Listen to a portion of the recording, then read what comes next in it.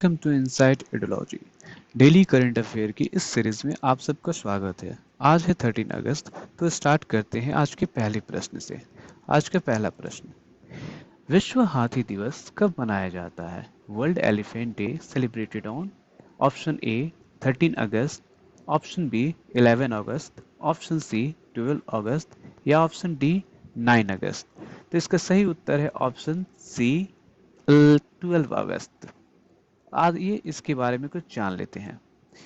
पहला विश्व हाथी दिवस 2012 में मनाया गया था। प्रोजेक्ट एलिफेंट को 1992 में लॉन्च किया गया था। एलिफस मैक्सिमस हाथी का वैज्ञानिक नाम है। भारत का पहला हाथी अस्पताल मथुरा में खुला है। भारत का पहला एलिफेंट रिहैबिलिटेशन सेंटर केरल के कोट्टूर में खोला जाएगा। मथुरा में हाथियों के लिए भारत का पहला पानी क्लिनिक खोला गया है। मध्य प्रदेश को बांधवगढ़ टाइगर रिजर्व में अपनी पहली हाथी कॉलोनी मिली है।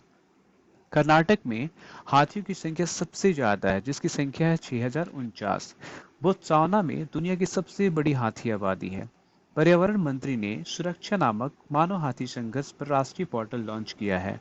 भोलू हाथी भारतीय रेलवे का आधिकारिक शुभंकर है। अब चलते हैं नेक्स्ट प्रश्न की तरफ। आज का दूसरा प्रश्न, निम्न में से कौन सा देश कोरोना वायरस की पहली वैक्सीन का रजिस्ट्रेशन कराने के लिए 12 अगस्त को तैयार है? Which of the following countries is ready to register the first vaccine of coronavirus on August 12? Option A चीन, option B Nepal, option C रूस या ऑप्शन डी जापान। तो इसका सही उत्तर है ऑप्शन सी रूस। आइए इसके बारे में कुछ जान लेते हैं। रूस कोरोना वायरस की पहली वैक्सीन का रजिस्ट्रेशन कराने के लिए 12 अगस्त को तैयार है। रूस के उप स्वास्थ्य मंत्री ओल्गी ग्रिडनेवा ने यह घोषणा किया। यह वैक्सीन गामलिया संस्थान और रूस की रक्षा मंत्रालय के संयुक्त तत्वावधान में तैयार हुई है। वैक्सीन के चिकित्सा परीक्षणों की शुरुआत 18 जून को हुई और इसमें 38 लोग शामिल हुए। उन सभी में प्रतिरोधक क्षमता विकसित हो गई है।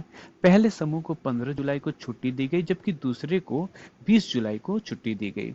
अब चलते हैं नेक्स्ट प्रश्न की तरफ। आज का तीसरा प्रश्न, किस राज्य में पहला रेशम प्रशिक्षण व उत्पादन केंद्र स्थापित किया जाएगा? In which state will the first silk training and production center be established? Option A Himachal Pradesh, option B Uttar Pradesh, option C Madhya Pradesh या ऑप्शन डी अरुणाचल प्रदेश। तो इसका सही उत्तर है ऑप्शन डी अरुणाचल प्रदेश। आइए इसके बारे में कुछ जान लेते हैं। खादी और ग्रामोद्योग आयोग ने अरुणाचल प्रदेश राज्य में रेशम के प्रशिक्षण व उत्पादन केंद्र की स्थापना का निर्णय लिया है। इस केंद्र को सितंबर 2020 के पहले सप्ताह में लॉन्च किया जाएगा। केवाईसी हथकरघा और रेशम रीलिंग मशीन जैसी मशीनरी भी प्रदान करेगा। यह केंद्र 25 स्थानीय कारीगरों को प्रशिक्षण प्रदान करेगा और इस क्षेत्र में बुनाई गतिविधियों को बढ़ावा देगा। भारत दुनिया में रेशम का दूसरा सबसे बड़ा उत्पादक है। अब चलते हैं नेक्स्ट प्रश्न की तरफ। आज का चौथा प्रश्न, भारतीय खाद्य सुरक्षा और मानक प्राधिकरण FSSAI ने हाल ही में घोषणा की कि स्कूल और शिक्षण संस्थानों के कितने मीटर के दायरे के भीतर जंक फूड और अस्वास्थ्यकर भोजन की बिक्री प्रतिबंधित होनी चाहिए। The Food Safety and Standards Authority of India (FSSAI) recently announced that the sale of junk food and unhealthy food should be banned within how many meters of schools and educational institutes? Option A 50 metre, option B 150 metre, option C 200 metre या option D 100 metre. इसका सही उत्तर है option A 50 metre. आइए इसके बारे में कुछ जान लेते हैं। भारतीय खाद्य सुरक्षा और मानक प्राधिकरण FSSAI के CEO अरुण सिंघल ने स्कूलों और अन्य शैक्षणिक संस्थानों में जंक फूड और अस्वास्थ्यकर खाद्य पदार्थों की बिक्री पर रोक लगा दी है। साथ ही FSSAI ने स्कूल परिसरों के 50 मीटर के दायरे में अस्वास्थ्यकर खाद्य पदार्थों की बिक्री और विज्ञापन पर प्रतिबंध लगा दिया है। यह कदम स्कूली बच्चों की सुरक्षा और पौष्टिक भोजन सुनिश्चित करने के लिए उठाया गया है। अब चलते हैं अगले प्रश्न की तरफ।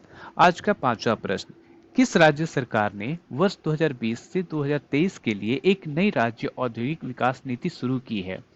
Which state government has introduced a new state industrial development policy for the year 2020 to 2023?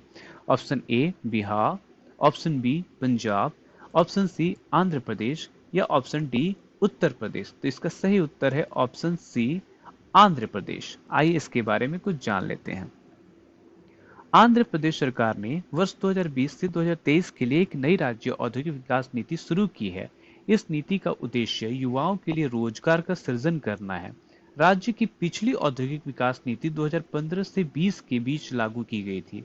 इस नीति का अनावरण राज्य के उद्योग मंत्री गौतम रेड्डी ने किया। इस नीति का उद्देश्य अच्छी तरह से संतुलित क्षेत्रीय विकास को बढ़ावा देना है। यह वैश्विक निवेश को आकर्षित करने के लिए कर्मचारियों को प्रशिक्षित और कौशल प्रदान करेगी। अब चलते हैं नेक्स्ट प्रश्न की तरफ। आज का छठा प्रश्न, किस देश के प्रधानमंत्री हसन दियाब ने हाल ही में इस्तीफे की घोषणा की है? Which country's prime minister Hasan Diab has recently announced his resignation? Option A Lebanon, option B Iran, option C Iraq या ऑप्शन डी जापान। तो इसका सही उत्तर है ऑप्शन ए लेबनान। आइए इसके बारे में कुछ जान लेते हैं। लेबनान की राजधानी बेरूत में शक्तिशाली धमाके के बाद लोगों की मांग के आगे झुकते हुए प्रधानमंत्री हसन दियाब ने इस्तीफे की घोषणा की। लेबनान के राष्ट्रपति माइकल आउन ने प्रधानमंत्री समेत पूरी सरकार का इस्तीफा स्वीकार कर लिया है। हालांकि राष्ट्रपति ने हसन दियाब से नई सरकार के गठन तक पद पर बने रहने को कहा है। लेबनान में लोग विस्फोट के लिए लापरवाही और कुप्रबंधन को जिम्मेदार ठहरा रहे हैं। अब चलते हैं नेक्स्ट प्रश्न की तरफ। आज का सातवां प्रश्न, प्रधानमंत्री नरेंद्र मोदी के अनुसार ग्रेट निकोबार द्वीप में कितने करोड़ रुपए की लागत से एक ट्रांसशिपमेंट पोर्ट का निर्माण करने की योजना है?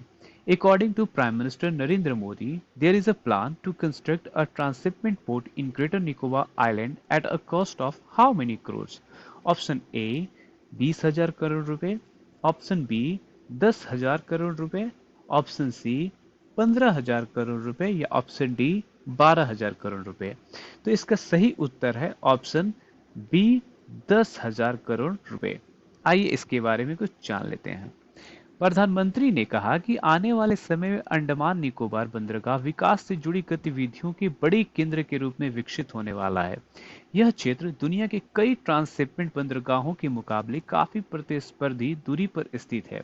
जब ये बंदरगाह एक बार बनकर तैयार हो जाएगा तो यहाँ बड़े बड़े जहाज भी रुक पाएंगे। इससे समुद्री व्यापार में भारत की हिस्सेदारी बढ़ेगी और युवाओं को रोजगार के नए मौके मिलेंगे। अब चलते हैं नेक्स्ट प्रश्न की तरफ। आज का आठवां प्रश्न, हाल ही में भारतीय प्रधानमंत्री के द्वारा अंडमान और निकोबार द्वीप समूह के लिए किस परियोजना का उद्घाटन किया गया है? Which project for Andaman and Nicobar Island has been inaugurated by the Indian Prime Minister recently?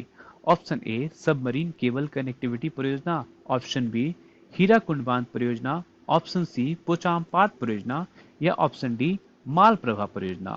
तो इसका सही उत्तर है option A submarine cable connectivity परियोजना। आइए इसके बारे में कुछ जान लेते हैं। प्रधानमंत्री के अनुसार अंडमान और निकोबार द्वीप समूह अपने सामरिक महत्व के कारण समुद्री और स्टार्टअप हब के रूप में विकसित होने जा रहा है और इसके लिए सरकार ने इस प्रकार के विकास पहलों पर प्रकाश डाला है। यह पोर्ट ब्लेयर को Swaraj Dweep, Little Andaman, Car Nicobar, Kamorta, Great Nicobar, Long Island और रंगत से जोड़ेगी। इस पहल से इन क्षेत्रों में पर्यटन को भी बढ़ावा मिलेगा, जिससे रोजगार सृजन में भी वृद्धि होगी। अब चलते हैं नेक्स्ट प्रश्न की तरफ। आज का 9वां प्रश्न, Asian College of Journalism of award for investigative journalism किसने जीता? Who won the Asian College of Journalism of award for investigate journalism? Option A Nitin Sethi, option B Abhinav Mishra, option C Mukund Yadav या ऑप्शन डी सलीम अकबर। इसका सही उत्तर है ऑप्शन ए नितिन सेठी। आइए इसके बारे में कुछ जान लेते हैं। भारतीय पत्रकार नितिन सेठी ने एशियन कॉलेज ऑफ जर्नलिज्म द्वारा दिया जाने वाला प्रतिष्ठित खोजी पत्रकारिता पुरस्कार जीता है। उन्हें हफिंगटन पोस्ट इंडिया पर प्रकाशित इलेक्टोरल बॉन्ड्स पर उनके कवरेज और खोजी लेखों के लिए सम्मानित किया गया है। KP Narayan Kumar memorial award for social impact journalism Hindu के शिव सहाय सिंह को प्रदान किया गया है। अब चलते हैं नेक्स्ट प्रश्न की तरफ। आज का 10वां प्रश्न, विश्व आदिवासी दिवस किस वर्ष से मनाया जाता है? World Tribal Day is observed from which year? Option A 1976, option B 1994, option C 2005 या ऑप्शन डी 2010। तो इसका सही उत्तर है ऑप्शन बी 1994। आइए इसके बारे में कुछ जान लेते हैं। अंतर्राष्ट्रीय आदिवासी दिवस हर साल 9 अगस्त को मनाया जाता है। यह 1982 में संयुक्त राष्ट्र में स्वदेशी आबादी पर कार्य समूह के उद्घाटन सत्र की तारीख को चिन्हित करता है। इस वर्ष का विषय कोविड-19 और स्वदेशी लोगों का लचीलापन है। इसका उद्देश्य स्वदेशी जनसंख्या के पारंपरिक ज्ञान और प्रथाओं को संरक्षित करना है।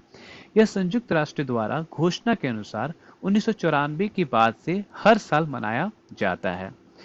तो आज के लिए बस इतना ही। आई होप आप सबको ये वीडियो अच्छी लगी हो। Thanks for watching. Please like, subscribe and share.